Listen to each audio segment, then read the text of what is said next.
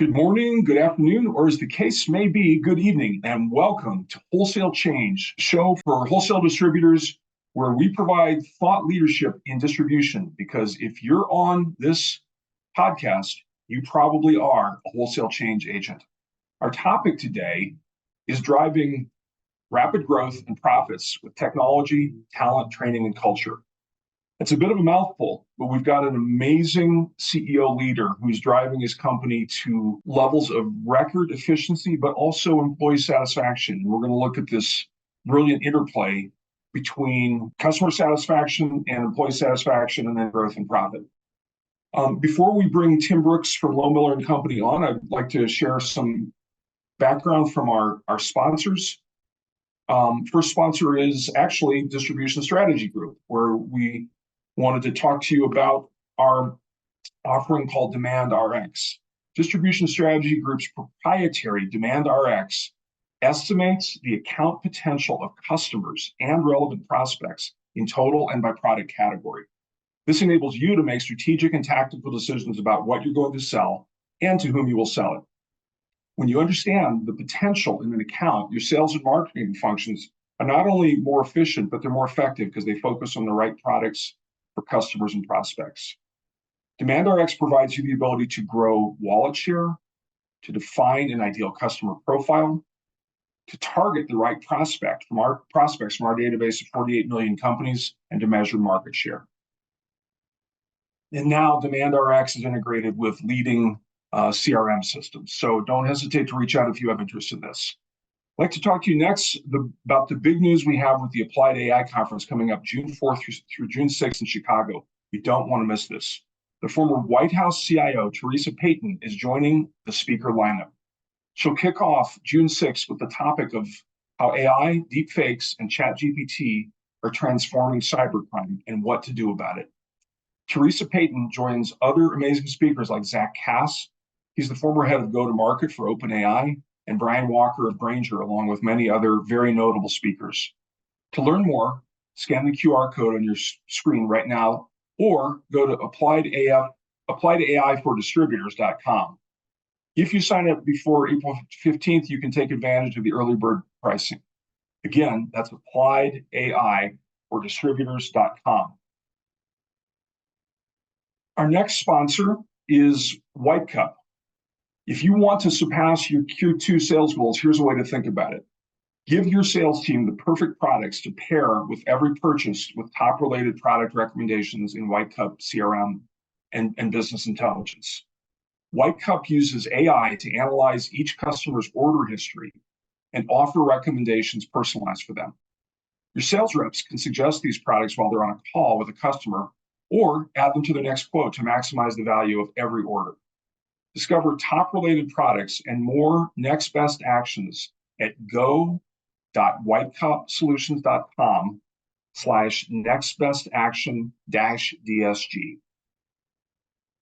It is a terrific CRM. It's in use by over 400 distributors today, so we know people are getting good value from this. And now our next sponsor, ORS Group, Applied AI. Distributors are constantly challenged with having the right inventory of the right items at the right place at the right time. Without stocking everything everywhere and having expensive excess inventory, how do you reduce your working capital needs while having enough inventory at each location to meet customer demand? Sound familiar? ORS Group has a solution. ORS Group has pioneered AI and ML-powered solutions for supply chain for over 25 years, and their models use AI and internal data such as customer orders, sales invoices, and inventory movement, as well as external feeds, including local weather, interest rates, housing starts, product sales, and more, to find the leading indicators that reliably predict product demand for every SKU in every location months in advance. One $25 billion global distributor uses ORS AI to cut back orders to nearly zero and double inventory turns. Satisfy every customer with the exact product they need when they need it. Book your free demo of ORS AI by going to orsgroupai.com. And now I'd like to welcome Tim Brooks, CEO of Lohmiller. Tim, welcome. Hi, Jonathan. How are you? Good. I'm going to put on my Nuggets hat in solidarity for a moment, for just a second. It's a Denver thing. The Nuggets have a big game tonight. That's awesome. So Tim, you've had really an extraordinary career. How you got going and made your way to the CEO of Lohmiller Company. I wonder if you could just take us through where you started out and the evolution of how you ended up to where you are. And then we'll talk more about your business and this virtuous relationship between employees and customers. Holy cow, how did I start? Well, I kind of I kind of lucked into the HVAC distribution business. My girlfriend, then now wife, convinced me to take a job at a company called Thermal Company that's no longer in business in Denver. And I literally was a forklift driver and warehouse guy while I went to college. So I can honestly say I have had every job between the back of the house to the front of the house now as CEO of Lohmiller Company. So a tremendous amount of system intelligence I gained along the way. I'd still unload a furnace truck without hesitation. I think it might not be the best use of my time, but the lack of thought might be sounds kind of appealing to me right now. So it's been a great career here in Denver. I started at Lohmiller Company in 1991 as a territory manager, which was a residential outside salesman. At that point in time, our business was just an eyelash below $4 million and about 13 or 14 of us in the business. Today, we're 213 employees. We're 4 locations on the Front Range. And last year, we did just an eyelash under $250 million in revenue. So the business has changed tremendously along the way. That is extraordinary. And it sounds like you really do have the perfect background for this. So note to selves, if you're looking to be CEO, make sure you can go front to back of the organization as part of your career growth. Um, tell us about Lohmiller, if you would, because it's a really notable carrier distributor, right? And just take us through the business as you see it now. Yeah, so we're Lohmiller Company. We do business as Carrier West and as Rocky Mount Bryant distributors, and as Lohmiller Company. So people know us as different things. We service Colorado and Wyoming as the exclusive Carrier Bryant Payne distributor. We have other large lines as well. So people ask me all the time who our biggest competitor is, and I have to ask what market segment. We're pretty unique in the fact that we are in the residential market and the light commercial market and the heavy applied market. We're also a controls contractor. So if you can, as hired by the contracting community. So if you can get power to it, we can control it. So really gives us a lot of diversity. And as a young guy, I always wanted all three business units, residential, commercial, parts and supplies. I always strive to have all three of those businesses, firing on all cylinders. And what I've realized is we've built a diverse business that really one business unit or one market vertical might be off, but the other one's not going to be. So rarely are they all going gangbusters at the same time. But that gives us the diversity and the stability of really having a level loaded business. Our differentiation, we're a value add distributor. I despise the word wholesaler.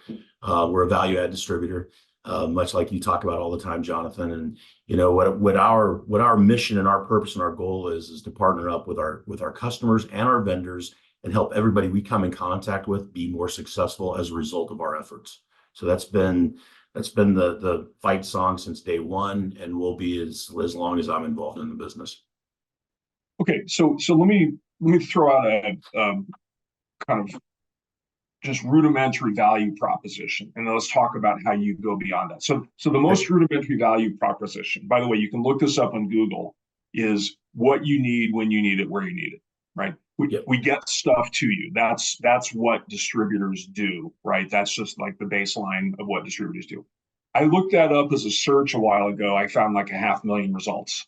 I'm not saying it was the tagline of 500,000 distributors, but somehow it showed up when I put in the word distribution next to it. There were just a bunch of results, what you need when you need it. So take us through how Lohmiller and Company goes beyond that base core value proposition of what all distributors do. Yeah, so I'll pick a market segment, for example. Let's take the residential HVAC market segment. That's divided up into a few different verticals. So you have add-on replacement. So basically the residential contractor that might come to your home and service the furnace or the air conditioner. We also have residential new construction, and then we also have the multifamily market, so single family, multifamily. So in the add-on replacement and service market, we act as, oh my gosh, we are a training facility. So we do business training, we do sales training, we also do technical training. We also act as a marketing agency. So we help all of our advertising dealers place advertising. Maybe it's with Google, like you mentioned, we have SEO campaigns, SEM campaigns. We buy advertising.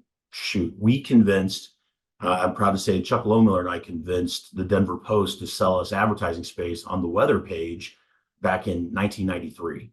So they thought they said, nope, that's an editorial page. We will not sell advertising space. Well, we made it worth their while. And for probably 10 years, we own the bottom 6 inches of that every Monday morning. Now think about that advertising worked great. Then it changed. Today we're buying a lot with Odyssey. We just stopped using Pandora. We were using a lot of that. So our value add is to help our dealers make their phone rings, help our dealers keep their employees trained. It also can be, we try to be a back office as much as we can. So we might be working with one dealer to help them understand their financials, and another dealer help them write their employee handbook. So it takes on a lot of different facets for sure. It's all encompassing. Let's focus in on that advertising for a second. So who is the audience? Residential people like me who want a contractor in the Denver area or something? Correct. Yep, okay. Correct. And are you generating the lead on behalf of that contractor? What does that look like? We do. So we're actually helping buy the advertising that will drive traffic from somebody like you, somebody like my next door neighbor, back to the dealer's website. Depends on how they want it. Do they want a phone call? Right now, we're probably driving 9 out of 10 leads back to a dealership's website, and then setting up from there. They can set up an appointment, get out and serve the customer. So that advertising, gosh, we're covering everything from radio, television, cable advertising, and then a ton, as you can imagine, digitally online. Okay, and so that ad, is that on behalf of, is it only the contractor's name who shows up, or is it co-branded with Lohmiller? What does it look like? It's co-branded with Carrier. So it's either if it's a Carrier campaign, then it's co-branded with Carrier and the dealer's name. If it's Bryant, same thing. Okay. So we're leveraging available co-op advertising dollars from the factory. We contribute to that pool as well. The contractor contributes to that pool as well. So we're really taking those dollars and growing that up. So our advertising campaign, for the Carrier brand alone this year will be just almost $2 million. Okay, fantastic. Yeah. Presumably you're getting that back in MDF in some way. Absolutely. And, the crazy thing is, the pace of business, for the day-to-day life of a contractor, they're trying to satisfy consumer needs. They're trying to create a skilled workforce. And a lot of times advertising becomes the last thought. Well, really, that's the gas that goes in the engine. So if they're not advertising, how are they going to generate leads? So we're trying to take as much off their plate as we possibly can. For some of our dealers, it's their exclusive advertising campaign. For other dealers, it's simply a supplement to what they're doing somewhere else. Wow, it's just like this total value add across the entire business. I'm imagining that the dealers that you're doing this with are very sticky in terms of the business you get. Yes, very sticky. It's amazing. They become friends. We've been doing this for so long. They're the people we associate with inside the office and outside of the office. So that stickiness is tremendous. And really everything that we do, Jonathan, we try to stick it against one value proposition is, how is this making the customer better? How are we making their life better? And I don't care if it's an internal policy or procedure. We're really trying to think about that, all of the time, as we're making financial decisions to invest in our business and invest in their businesses. Now, when we were preparing for the show, you mentioned you had actually acquired a contractor, not to go compete with them. No. If you would explain how that contractor is helping you or helping your customers.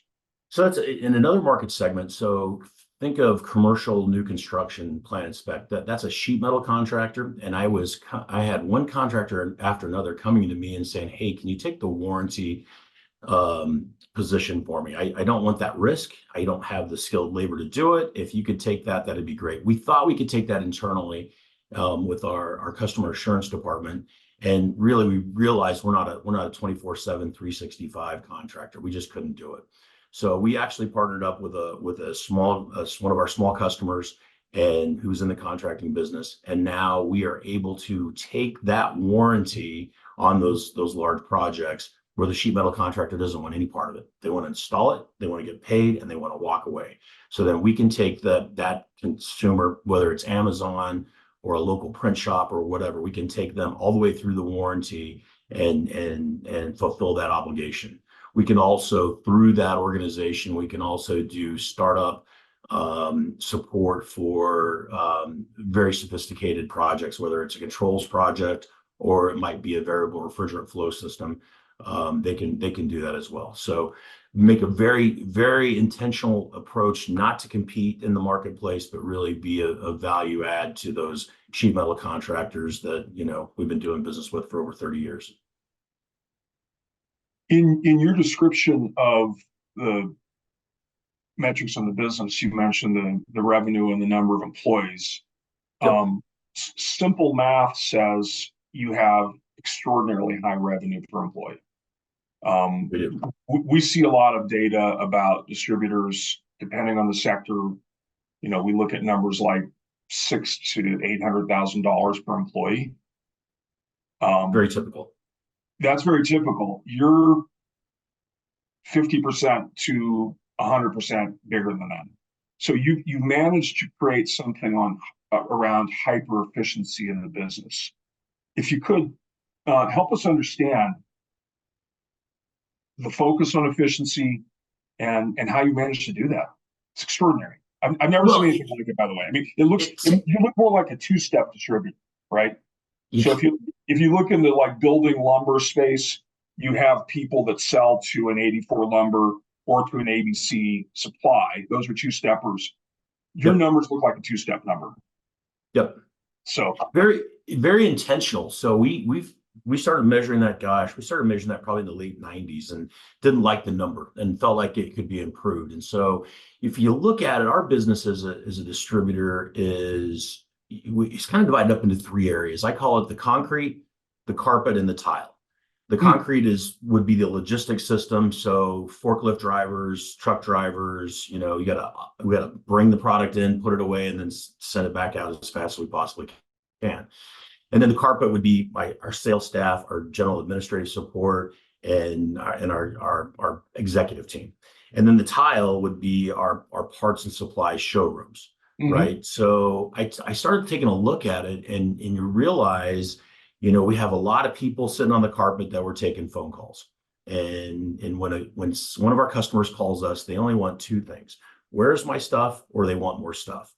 So I really worked hard to resolve that and basically give them the tools necessary via my website so they can find out where their order is at any given time. And we're continually investing in that. And then online ordering, for example, last year, our B2B system, we ran 29% of our business through online ordering. That probably saved us 15 people on the phones alone. Maybe, gosh, if I'm honest, maybe 30 people on the phones. I mean, it's that much more efficient. So we take a look. Once we started measuring the number, and what I've learned in our business, if we measure it, we can get it to wherever we want it to be. So you have to say, okay, where are we? And then where do we want to be? And how long do we realistically think it's going to take us to get there? So, back on the concrete, largest staff is in the logistics team. So we actually put in, we had to measure and understand exactly, how productive each person was.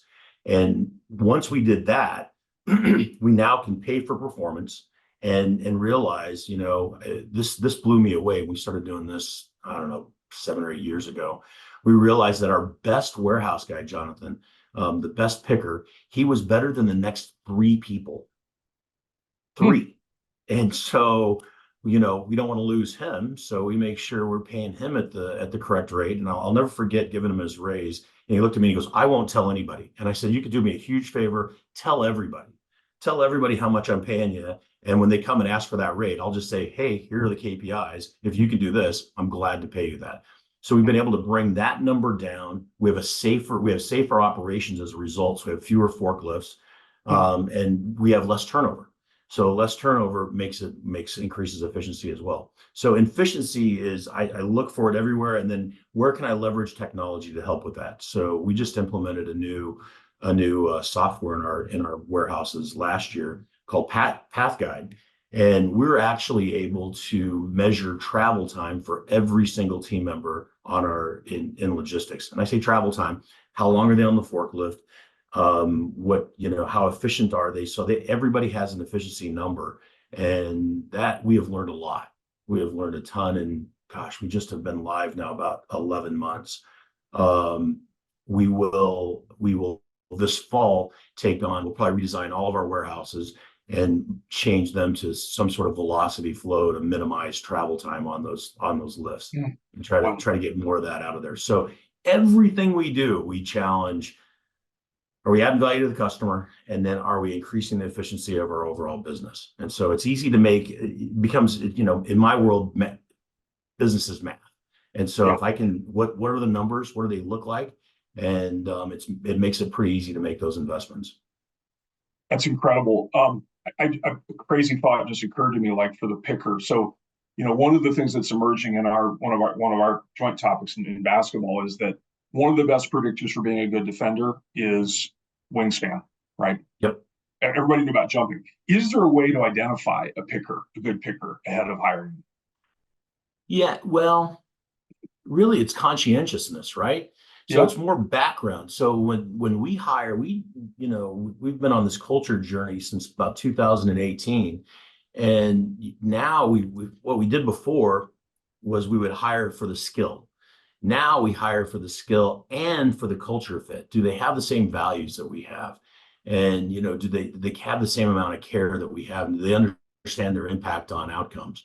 So it's really in that job, Jonathan, it's attitude.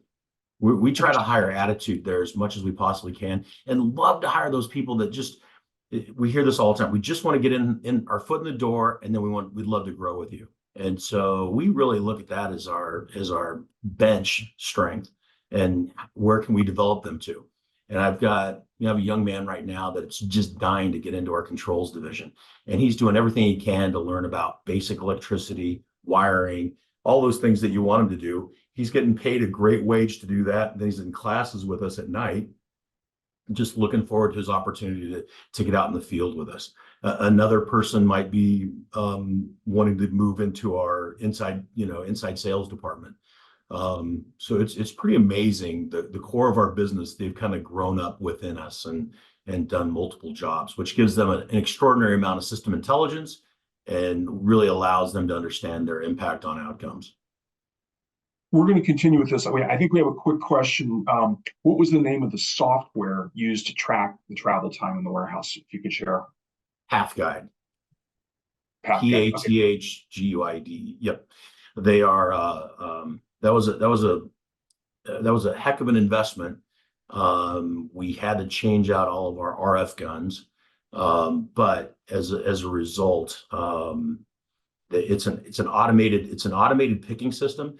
What we were doing before is calling out wave numbers. We're calling out basically, hey, I need you to pick this number, and Jonathan, you'd have to memorize like a 9-digit number.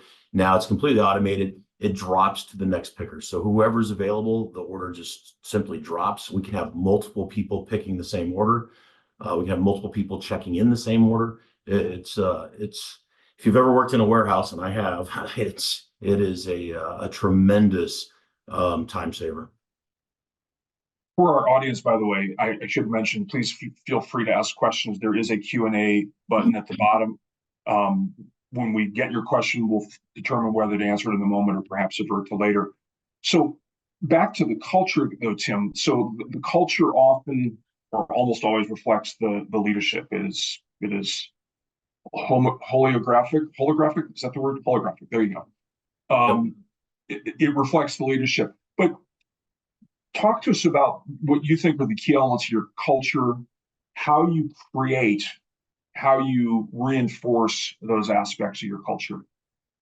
You know, the culture, this is it's a passion of mine.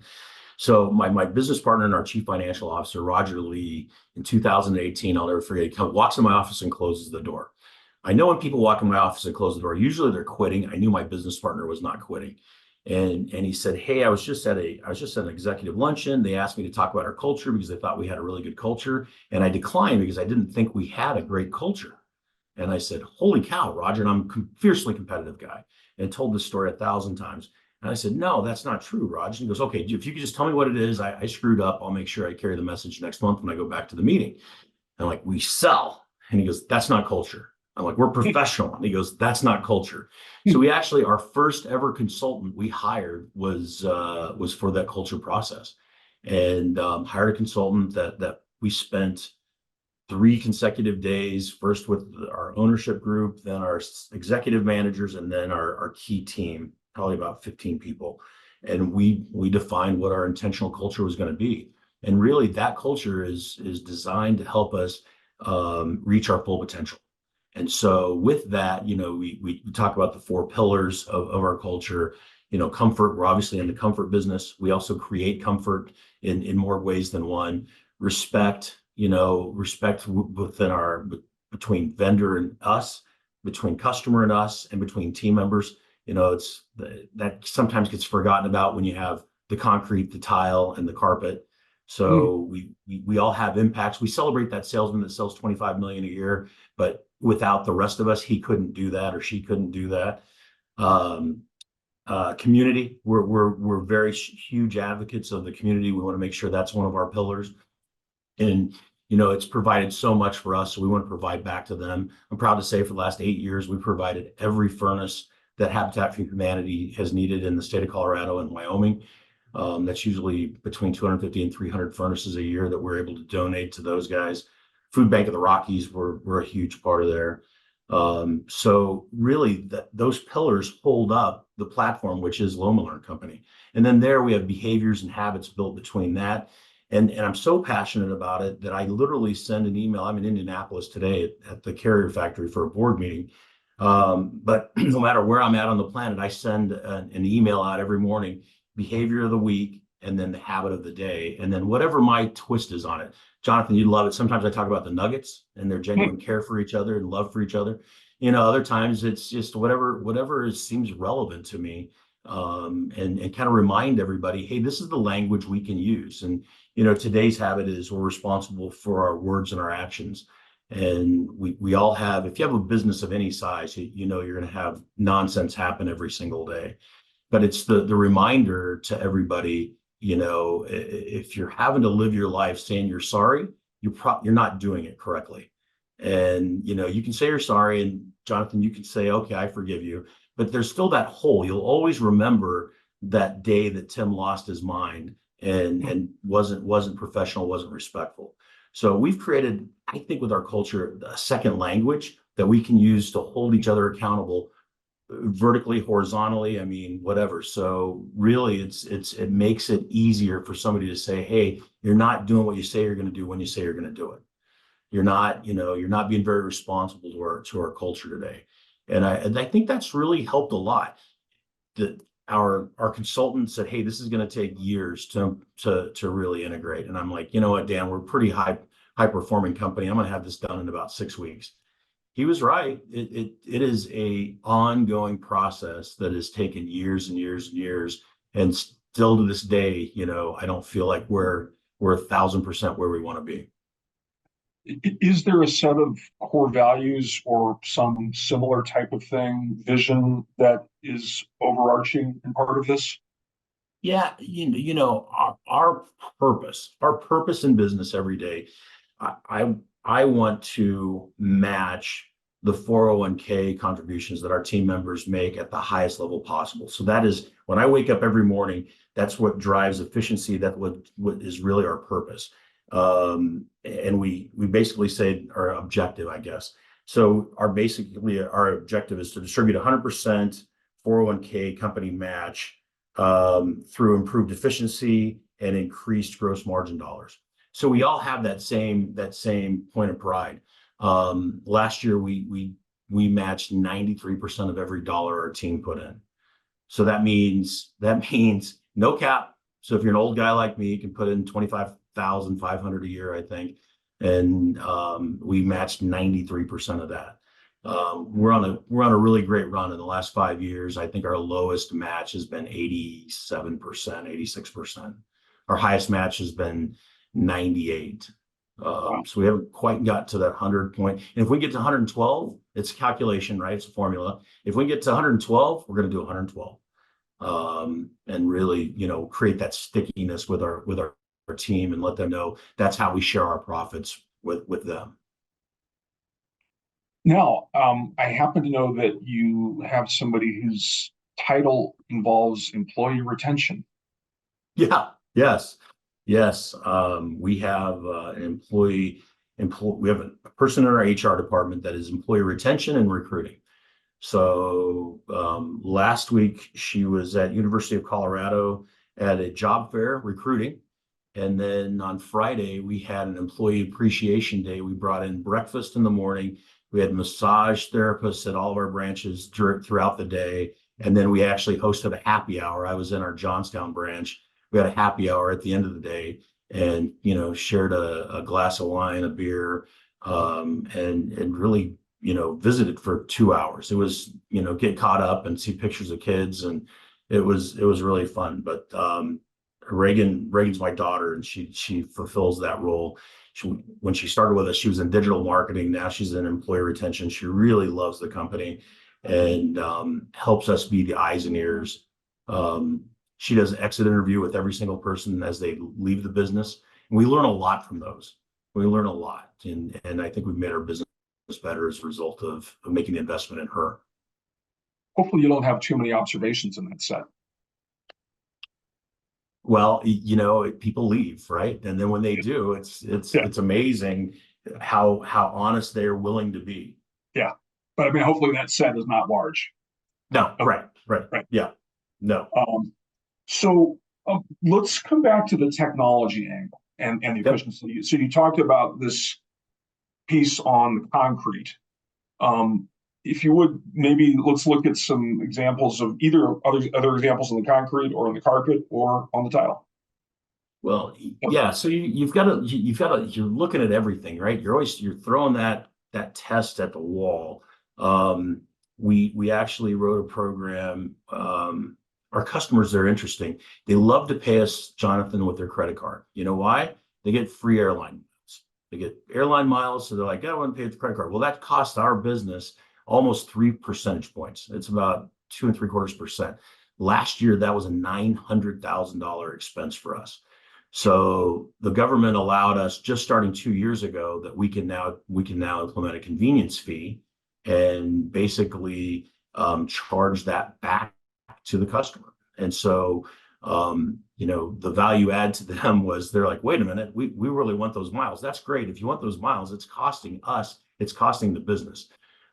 Interestingly enough, when we implemented I was trying to recapture $900,000. What I'm recapturing is probably this year we're on track to recapture about 300,000, and that's going to be all of my expense because now they've changed their habit. They're like, well, we'll put it on an open account and we'll let you carry it that way. That's fine with us. They pay their bills pretty quickly. They take advantage of a 1% cash pay discount. So it's really changed there. So it's just the little things like that we've been able to take advantage of. Our website, I've invested heavily in our B2B website make it as easy as possible for our customers not only to order from us, to be able to track their order as well and see where that's at. Selfish goal, but the less they have to call us, the fewer people I've got to put on the telephones. I can tell you something with all the customer experience research we've done. We've surveyed over 20,000 people in the last year. Yeah. Customers will work with you if you communicate with them about order status, right? Yeah. Yes. To the extent that they can. I mean, if they need it now, they need it now. And, 2 days from now is not going to work in certain cases. But to the extent that they can, if you communicate with them, they'll work with you. And if you roll the clock back 10 years and you look at Amazon on e-commerce and order status versus distribution, Amazon was like light years ahead on both. Right. Distribution has closed the gap on e-commerce. Amazon's still ahead by quite a bit, let's be clear, but they closed the gap. Right. Most of distribution has not done what you just said, which is this order status thing. Huge. I mean, it's monumentally difficult to do. I mean, it really is. Systems, right?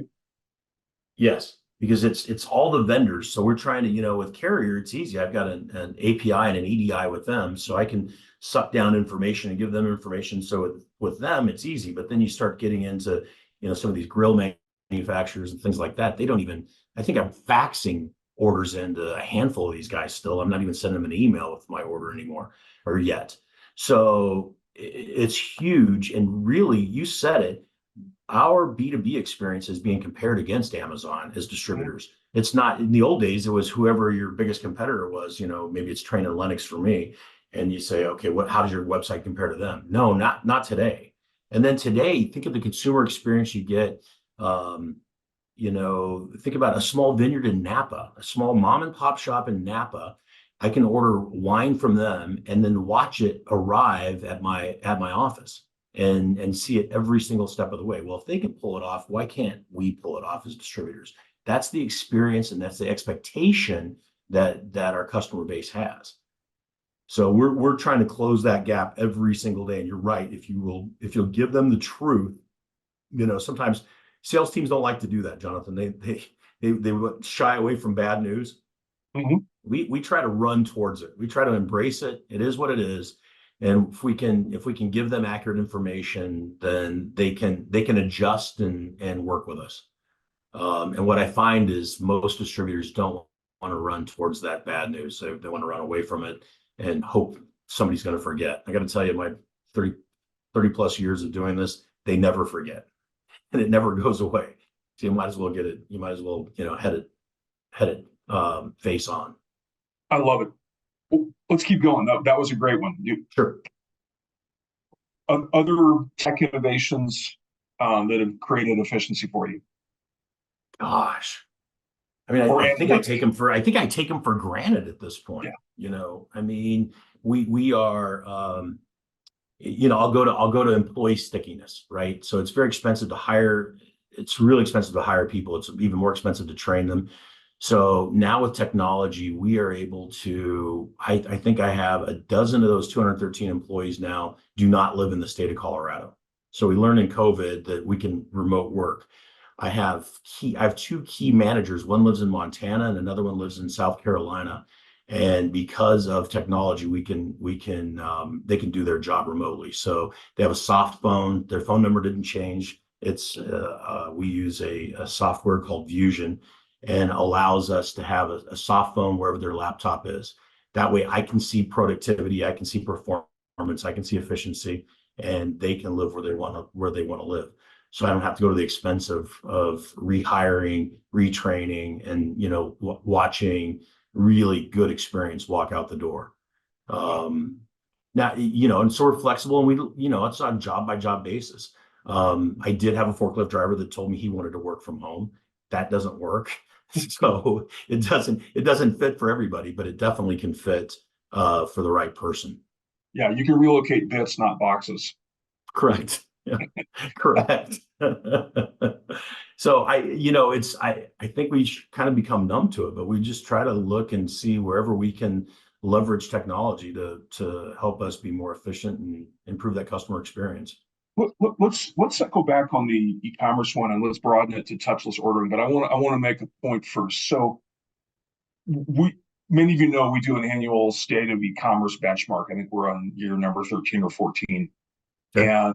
And if we look at the plumbing, electrical, HVAC, electrical is getting very, very little traction through the e-commerce shopping cart. There Okay. are brand name electrical distributors are getting less than 1% of their revenue going through the shopping cart. And this Yikes. is after, they bought the best platform and all the best data and on and on and on. Well, it's very simple. If you think about it, when's the last time you called an electrical contractor to your house? Oh my gosh. Probably within the last year. And so some of our customers are now full mechanical. They do electrical, Oh, but I'm plumbing. talking about to your own house. You as a Right. resident, you Tim Brooks to your house wherever you live in Denver. I can't remember Yep. the last time I called an electrical contractor. I could definitely remember the last time I called an HVAC or a plumbing contractor. Yep. And so the nature of the business is there's a lot more service and install in plumbing and HVAC than there is in electrical. Electrical is a lot more project oriented. There's a lot less service business. So Absolutely. so it doesn't lend itself. Projects don't lend themselves to going into your shopping cart. So you guys are doing great by benchmarks on e-commerce. Are there other things you're doing with touchless ordering, whether it's EDI, punch out, email order automation, things of that nature? Yeah, I have a partner. I use a partner. It's a Canadian company called Connexium, and Mhm. Connexium for that for those customers that generate a printed purchase order. Mhm. What they would do is they would email my internal team, and then I'd have to pay somebody to put that order in the system. Connexium takes that order, maps it. So I have to have a customer raise their hand and say, "Yeah, I'll do it with you." I map that with them, and then when they send me an order, they email me the order, and it's in my system within 15 seconds. Wow. So completely touchless. It is, I mean, it's been a lifesaver. The cool thing there is we have to have cutoffs like everybody else. So our cutoff time is 3 o'clock if you want next day delivery. You can't Mhm. believe the number of orders I get at 2:59. Right. And in the old days, if they called me at 2:59, I'm not going to get it in the system in time, and really created stress in our warehouse. Today, they know they can 2:59, they can hit go. It's going to be in the system, and we're going to get it shipped out to them tomorrow. So if we look at the totality, I guess a term recently used Mhm. um, for the eclipse Yes, of, exactly. of touchless orders, you might be pushing 40 to 50%. I'm last year I was 29 point some percent. I was just about Oh, 30% of my total business okay, was that touchless. included the Connexion then, the Correct. 29%. Okay, Yep, correct. Which is pretty remarkable if you think about it, because I have a huge, like my big construction projects are not going to come in that way. right. Yeah, projects don't. So, and my peers, and I'm sitting, across the hall from a bunch of really good guys, they like to measure it against their potential business. So they say, oh, I've got 30%, but it's only of a certain segment of their business. I just measure it just against the business in whole. And I think that's the best way to do it. We're trying to drive to 50. That's our goal, is to be able to get to 50%. And I think we're gonna. I think we will get there, especially as we, add customers and bring new customers on. We really try to train them right up front. Hey, good news! Here's an easy way for you to integrate with us, and they really accept that. And I think as the contractors, as they age out and their second generation, third generation comes in, they want to do business electronically. Well, and part of the beauty of this also is you get efficiency and you create a better customer experience because they get that immediate order Yep. acknowledgement within minutes as opposed to hours or days, right? You're exactly right. And staying on that topic, we have a product right now that we're beta testing with a dozen of our customers. It's called Scan to Stock. We're literally managing the inventory on the service truck. So we as they use the product, they scan it out. They can set it up two different ways. The order can come directly to me, or it can go into their purchasing team if they have a purchasing team. The purchasing team can then approve it, and then we place the order to replenish. So I've got huge thoughts around. That's one of my exciting projects I'm working on this year. I've got a couple of different ways I think I can manage that, and I'm really really excited about. So really make it easier for them to do. So we have, think about this, some of our rural customers, that's like saying Arnold Palmer, our rural customers inventory our product.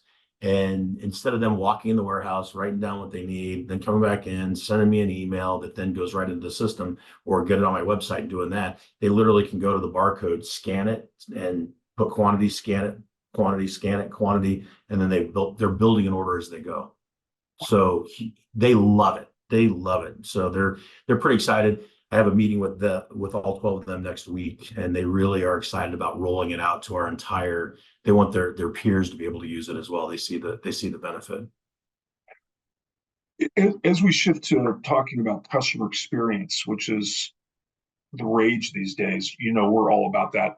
One of the things about customer experience is that for the most part, unless you have an exclusive APR like Carrier or Bryant, you're selling similar products to your competitors, right? Yep. So the customer experience becomes a point of differentiation. I'm curious what Lohmiller is doing to improve customer experience these days. You mentioned a few things, by the way, but I'd love to continue on that theme. Yeah, the customer experience. So with us, we think the interface, I'm really investing in the professional sales force that we have. And so our professional sales force, on the residential side, we call them territory managers. On the commercial side, we call them sales engineers. These men and women are true business consultants. So on the commercial side, they're probably more product and application consultants, but they're there's a lot of different ways to heat and cool a space. So they're approaching it from a product perspective. On the residential side, they're business consultants. So they're in there trying to help the customer be as successful and as profitable as possible.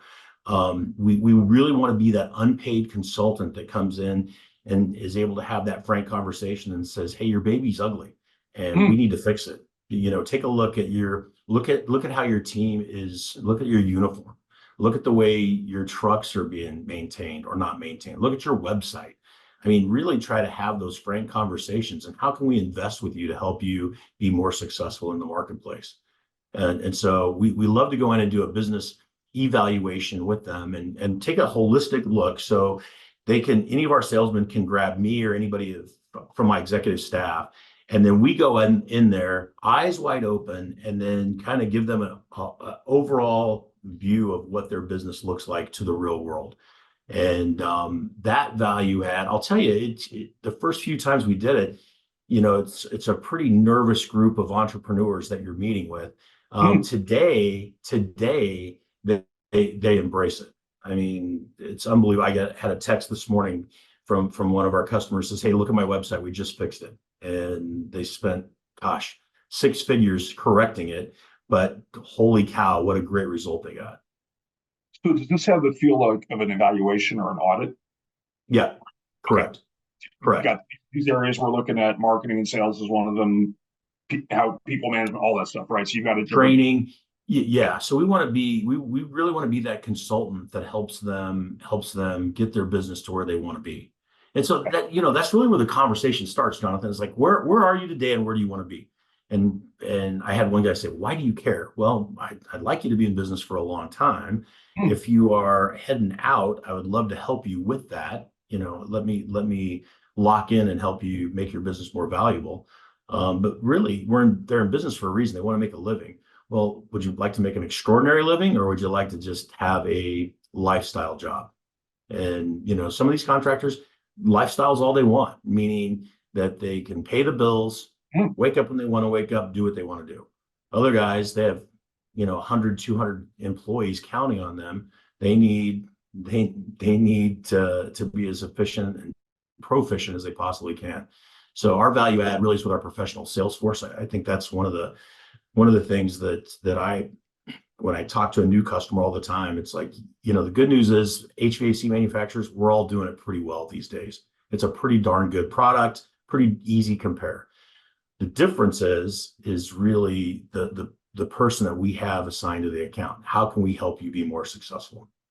I'm proud to say on our Bryant side, we have the residential Bryant Dealer of the Year for the nation. That's out in Aurora, Colorado. And it's not, they're not measuring who buys the most, they're measuring who does it the best.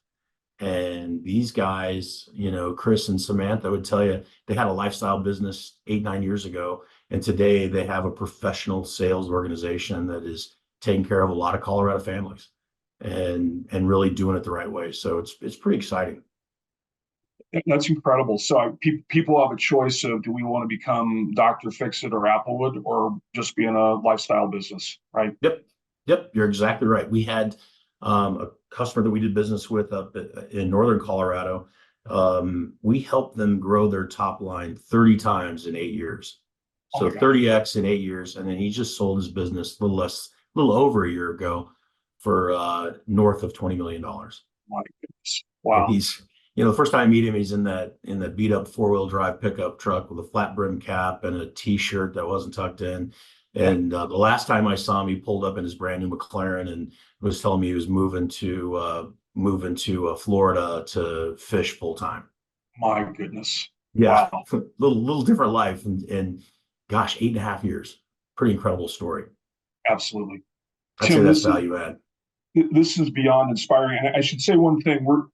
We haven't announced this conference yet, but we will be announcing it soon. There's going to be a productivity and profit conference. Oh. It's all going to be looking at things on where does technology enable efficiency, to use your terminology, concrete, carpet, tile, front office, middle office, back office, however you want to view it. We're going to be looking at where technology enables efficiency, where you can get 20 basis of margin improvement there and 30 basis points of profit improvement there. And, you add those things all up and pretty soon you're a lot more profitable as a result of the productivity and the technology enablement. So Tim, I think you've just told us that story. So thank you. Thank you again. No problem. I wanted to share a couple things about upcoming events and programs that I think will be of interest to you. So the first is next week, 2 weeks from now, how AI is redefining sales and marketing. And I can tell you, it is really a radical change as a result of what's happening in the last year. We have a thesis here at Distribution Strategy Group, or I should say I do, that a lot of things were going to remain in the province of humans for a long time to come. I think we've all been blown away by what's happening with AI. So we're going to have 4 panelists from different companies: Luminous Labs, Supply Mover, Connexium, and Infor. And all of these companies are crushing it in AI. May 1st, we're going to be having distributor, CRM, and sales analytics using data and technology to win. So one of the things that's happening is there's a huge adoption of CRM that's occurring over the next 5 or 6 years. We see distributors starting to really embrace this in a way. And one of the injections into CRM is sales analytics. So we're going to be looking at survey results. And by the way, please take our survey if you've gotten it about CRM, and showing where sales analytics are allowing distributors to win. Okay, I think that's it for today. Thank you, everybody. Thank you, Tim, and have a great rest of the week. Go Nuggets. Go Nuggets. Thanks, Tim. Thanks, Jonathan.